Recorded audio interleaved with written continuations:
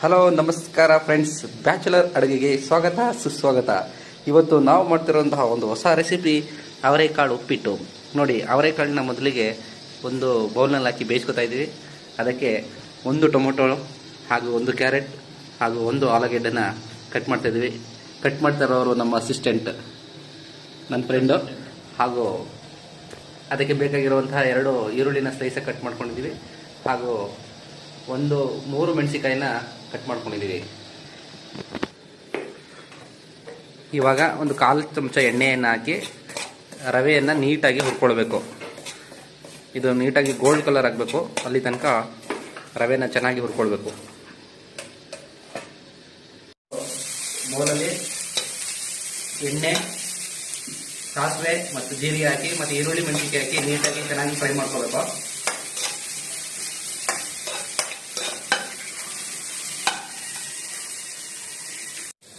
ಇವಾಗ cut ಮಾಡ್ತಿರತಕ್ಕಂತಹ carrot ಮತ್ತೆ ಆಲೂಗೆಡ್ಡೆನ ಹಾಕೋತಾ ಇದ್ದೀವಿ.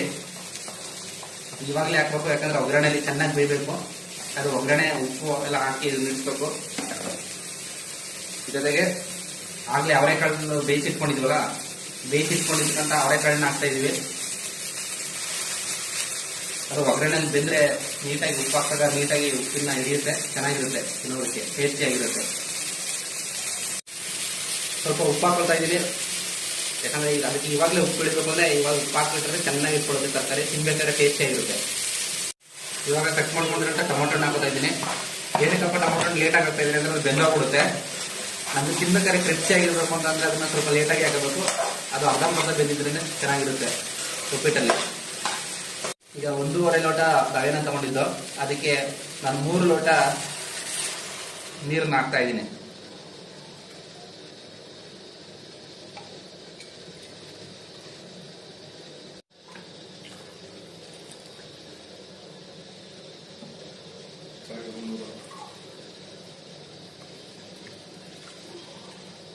ನೋಡ್ಬೋದು, ಇವಾಗ ತರಕಾರಿ ಎಲ್ಲ ಚೆನ್ನಾಗಿ ಬೆಂದಿದೆ, ಕಾಳೆಲ್ಲ ಚೆನ್ನಾಗಿ ಬೆಂದಿದೆ.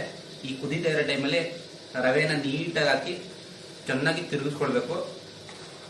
ತಿರುಗಿಸ್ಕೊಳ್ಬೇಕಾದ್ರೆ ಸ್ವಲ್ಪನೇ ಹಾಕೋಬೇಕು, ಯಾಕಂದ್ರೆ ಗಂಟು ಬರೋ ಸಾಧ್ಯತೆಗಳಿರುತ್ತೆ. ಅದಕ್ಕೆ ಸ್ವಲ್ಪನೇ ಹಾಕೊಂಡು ತಿರುಗಿಸ್ಕೋಬೇಕು.